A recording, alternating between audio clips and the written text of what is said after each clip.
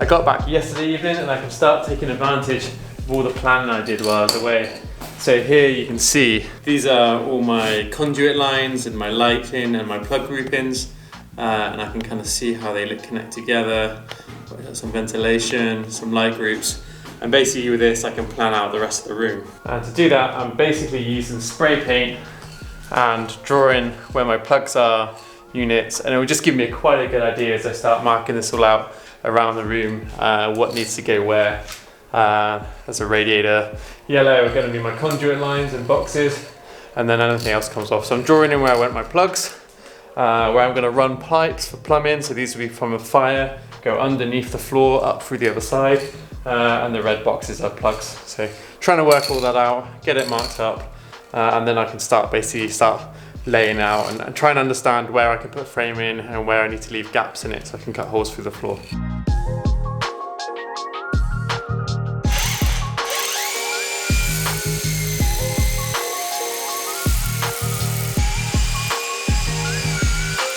So the way to drill a hole through the wall, a big wall, is you start with a small drill, then probably the next size, and then we'll finish with the big one.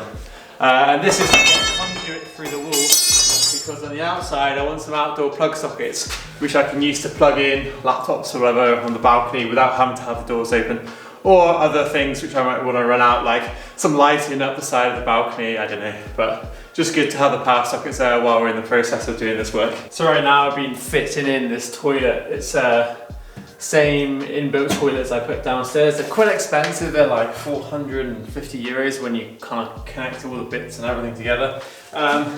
It's been a bit of a pain. Well, it's my waste pipe coming from downstairs. Still got to connect that. But what I've done to get it to face here to this 90mm outlet is I've gone 67 degree with the top, because I'm going to have to put drainage from the sink. Then we've got a 90 degree, then we've got a reducer to 110, and then a 110 to 90, which is like an inset reducer, and then 267 degrees. But actually, this brings it exactly in the right position, which is, I don't know, maybe lucky, but I'm really happy that's worked out. Because all I need now is a couple pieces, and I can get this whole toilet stuff rigged up and all sealed up. That'd be great.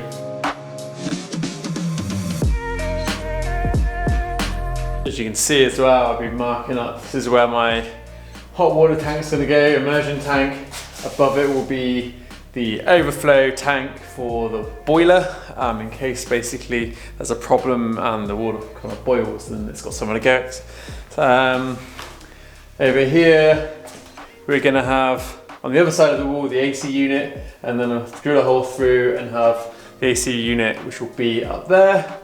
And other than that, I've just been drawing in all of like the other things that are going to happen inside the house. So we've got the shower radiator, and by just drawing it on the wall, gives me a feel for size and helps me spec what I want to buy in the end. The shower will be here. This will be a piece of glass. This will be the shower unit, as you can see. And this side, this is the toilet marking, and this is just working out what I want to do with the sort of with a sink and stuff. I'm gonna have to build like a little thing to cover up this pipe. I couldn't really get it in the wall. I want it to be hidden, but it just happens. Can't always have everything you want. And through here, there's gonna be on the end of this wall, this will be the bedroom. This will be like a big wardrobe thing, which will contain the hot water tanks and kind of cover up that whole end wall. So in this stage of the work, I am doing an awful lot of planning and working out, because, well, there's a lot to plan and work out. Electric, plumbing, AC, heat recovery system. And right now I'm trying to work out what I'm going to do this window. This window will be in the shower, so the shower will be here with the nozzle and stuff here. But I don't want the window to be here, it won't be openable. So what I'm going to do is probably use like light bricks, probably greenish light bricks, which will go with the other kind of ideas I have for tiles. But I didn't want to make it so big, so I'm just trying to work out what sort of size we want it to be based on the height of the floor. and then I'll basically fill in a bunch of the window and then build these light bricks. I'll have like a little shelf as well here. So just trying to work that out.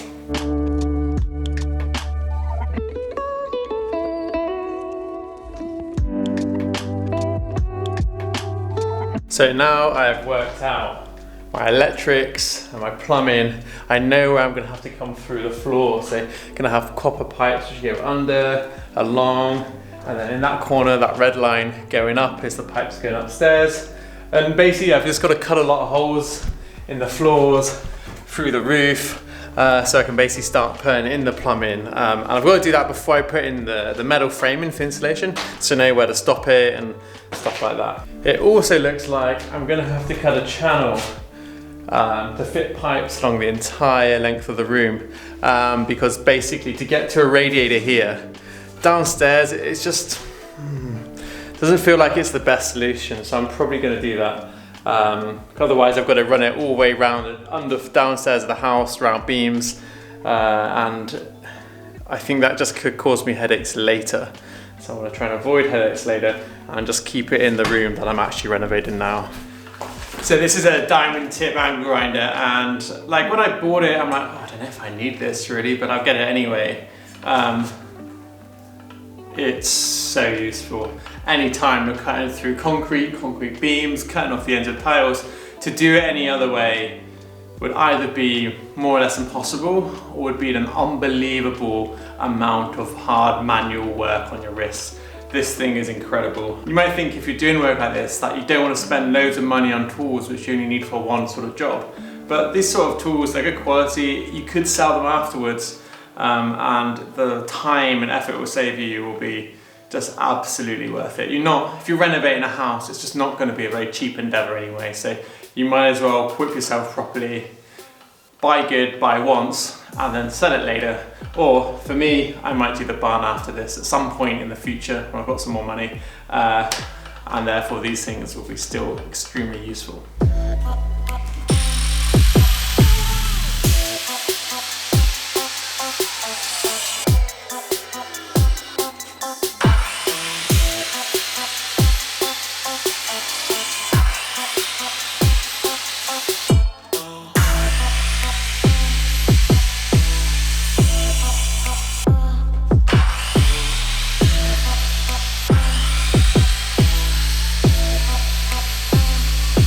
So that's the main holes cut. Now just hit the hammer drill, blast them through. The other thing I need to also do is cut some long channels in these floors, because it's solid floor and I don't want pipes running underneath where you can see them in the living room. I've got to cut some channels in these old concrete and tiles floors. So that'll be a little bit later when I'm confident about how I'm going to do it. But for now I can start knocking these holes through and making it ready for, well, getting the pipes in. The view is beautiful. I'm going to turn the camera around. This is why I'm doing this here. That is an amazing crag with 5A to 8C+. And the one behind it, mouldy pictures for days. Incredible. So these are conduit channels. So I just drilled that one out above. So this will be our main electric line. So this goes straight down to the box, and the box will come up here. It'll be all the electrics we go to, basically all the wires in the house. So it'll be a big conduit line to a big box, and then just split out from there. But I've got to make these holes first.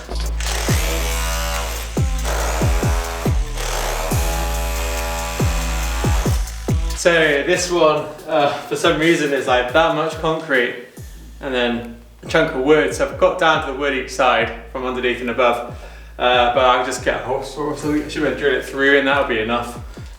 It's always like a bit complicated with these old properties. Nothing's ever completely straightforward. There's always some kind of surprise you have to work your way around. So it takes time. Now I'm going to cut the hole which will be for the pipes. So my fire sits here. This is the half.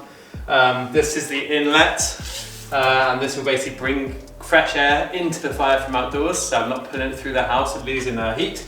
And this chunk here is going to be cut out and all the way through, and I'm going to have the pump for the fireplace because it's got a back boiler, which means I can run heat from that to radiators all through the house. I'm going to have a pump underneath. So the pipes from the radiator go down under this floor into the basement. I'm going to have the pump, and then that's going to basically run pipes along under the floor, up the other side of the house into the bedrooms, and one up in the middle of this room, and probably cut a channel all the way through, which is going to be a nightmare. So for this one,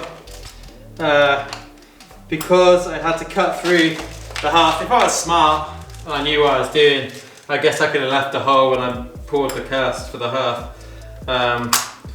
But that would involve knowing what you're doing. So because I'm just hitting the concrete on that floor now, what I'm going to do is I'm going to bust some holes through it, because if the concrete is flat and you're trying to chisel it, it's very hard because concrete's very strong compression. But if you have like an edge and you're chiseling it like this, it just cracks and breaks easy. So if I make a little line of holes and I just chisel into it and chisel into it, it should be a lot easier to break this out.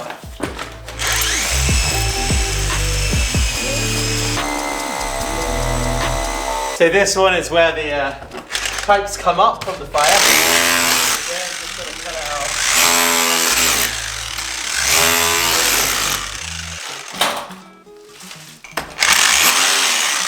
There we go. One nice hole into the doom, to the doom and gloom. I think that's about it. So until I cut like a really long one across the entire room, I'm done with chiseling and cutting. So that's good, that's progress.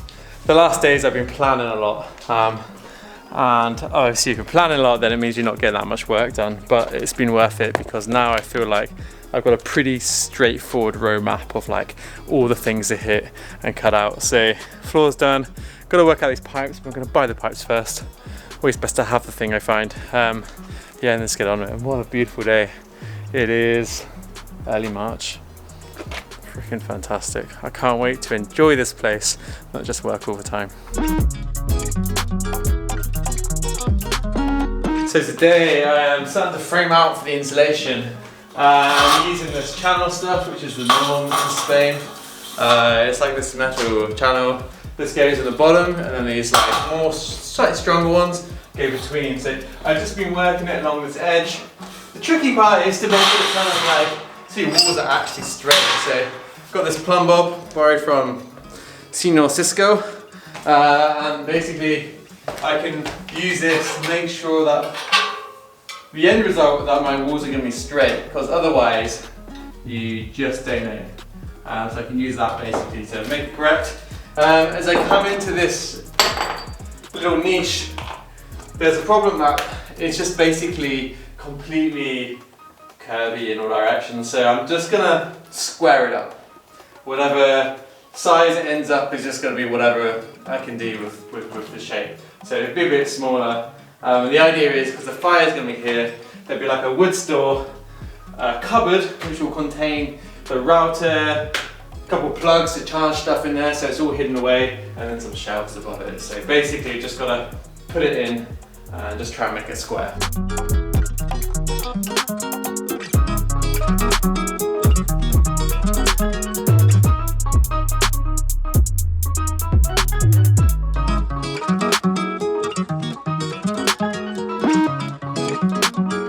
So as you can see now, I put this frame inside this niche, and it's just, the stuff you're dealing with here, this line is just all over the place. So it's kind of come in a bit, and this wall here is at a slightly different angle to this wall here. So it's just kind of about making it work with the space you have and trying to make it as square as possible. So it's basically almost spot on, as spot on as you can make it. And now around the hearth, I've done the same thing. I framed it out. In the corners, you need like a double, just because you've got the plasterboard on one side and plasterboard on the other side. And then I've come to this corner here. So in these archways, it's a little bit complex. It's got to come over and round. It's easy for it to slide out of place here. And then we've come into this end piece, which will go straight to the edge of the window with a piece of plasterboard and maybe some foam behind it and whatever. So yeah, it's a little bit like fiddly because the shapes aren't straight. But yeah, it's not too bad. So the reason I decided to do this framing throughout the whole house rather than just basically plastering the walls is because I want to put in insulation. Typically these houses, and mostly our houses in the entire area, even new ones, aren't with any insulation on the inside, especially if they're solid walls. So what I'm trying to do is improve that and have like a really well insulated house. I'm looking at putting a heat recovery system. The fire extracts the cold air from outside to burn. So just trying to do all the best practice as far as I can. Because you can never really go passive house with a really old build with huge concrete floors and things. But I can try and get as close as I can to being as efficient as possible with a solar rig, you know, just partly from an environmental point of view, partly because in the long term, even if I put a load of money up front, and technically it would take a long time for that money to pay off, but it's more than just the money just paying off. I'm not so bothered about that. What I'd like is that the house is incredibly cheap to run in the long term. So things might be going well in the next 10 years, but what about the next 10 years after that? So if I keep my cost base low, it's a freeing thing. It's like not paying rent. It's a freeing thing because you have less money to spend every month, or all the bills are really low. So that's what I'm going for. And in the process, it means I just straighten up all the walls. But it is going to be a pain, especially to go over all these arches and try and make it work with the plaster.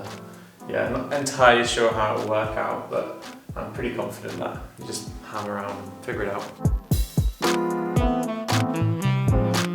So as you can see here, what I'm trying to do is I'm going to use the back of this I-beam to use as a conduit run, but at the same time I need to insulate it and put plaster on it, which is obviously difficult because basically what I need is one of these channels to be hanging here.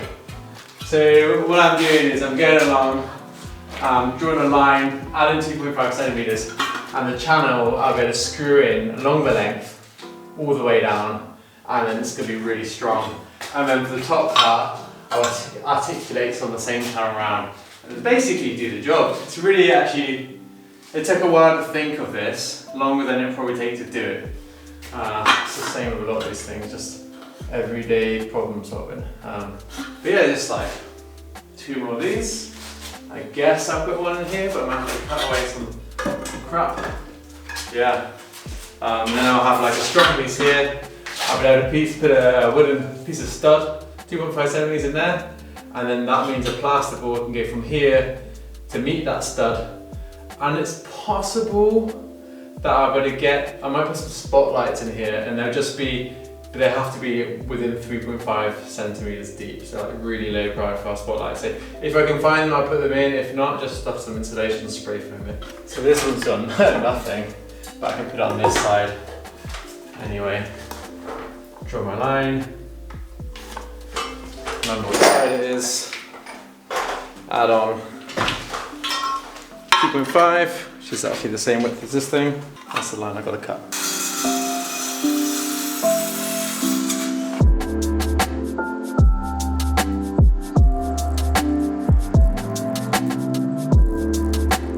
So in between the beam and the wall there's a gap, and the air's kind of coming in because I haven't cemented up and can't get in there to spray frame it up from the outside at the moment. So what I'm going to do, I try to spray frame it, but it kind of falls out. So I'm basically going to use some old chicken wire, roll it up, shove it in, and use it as like a substrate to spray the foam into. When in like, 150 years time, they like rip down this roof because it's like so not meeting ecological standards. Yeah, they'll be like, what the hell? Ancient chicken wire covered in spray foam. But I mean, it's all going to be out of the way, and I don't really want the air or any moisture to blow into my insulation at any point in time. So this will basically act as like a sort of seal. Yeah, it's going to work pretty well, I think. Chicken wire. I've got to do this now because once I build framing around here, it's going to be very hard to get it up and under this edge. That worked really well. This is the chimney pipe which comes up from downstairs. Although it's fully insulated, so it's never going to get insanely hot. It does get hot, and you're not allowed to leave it open to the room. It looks quite pretty, but the safety thing is that if someone fell on it, then that would mean that, you know, they burn themselves. So you've got to cover it up.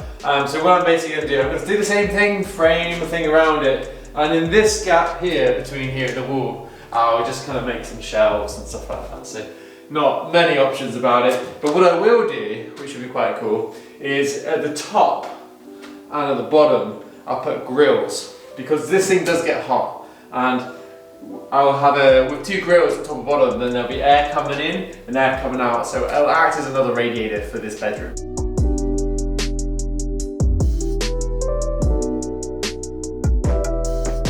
So as you can see now, go back a bit, put in the whole frame, some cross members. It's fairly strong now actually, and when the plasterboard is all screwed into it, it'll be much stronger.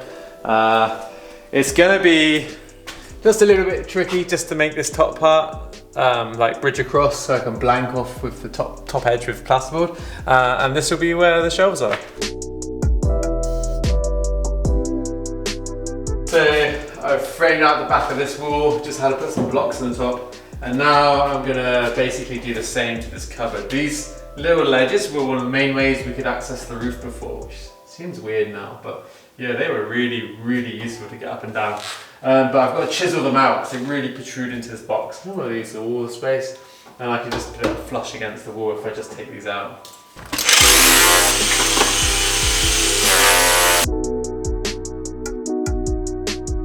So today there's this cupboard in the corner of the small bedroom. It's like a niche which is above the stairs, but like everything else, it's just not straight in the slightest. So basically I've built a frame inside the cupboard which will basically house everything and kind of make it a square shape. And I'm using the frame, and I'll use the same sort of metal framing work.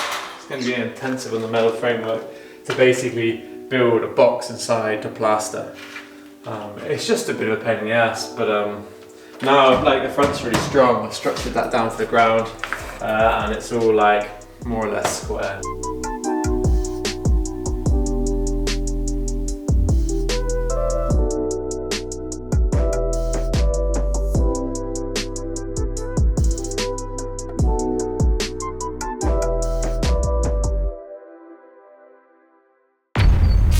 This is so exciting. This is the first day when I see my plants